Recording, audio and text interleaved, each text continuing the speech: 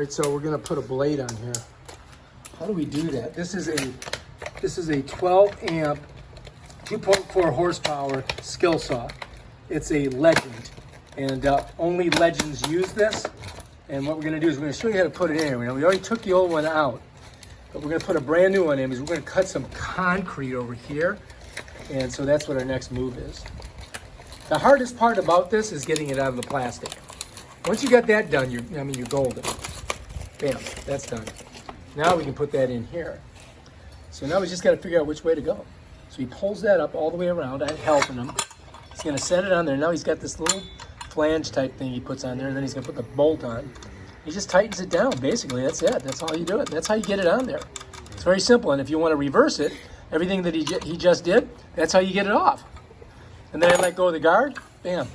And that protects you from getting cut on the bottom. It's very important. Very important.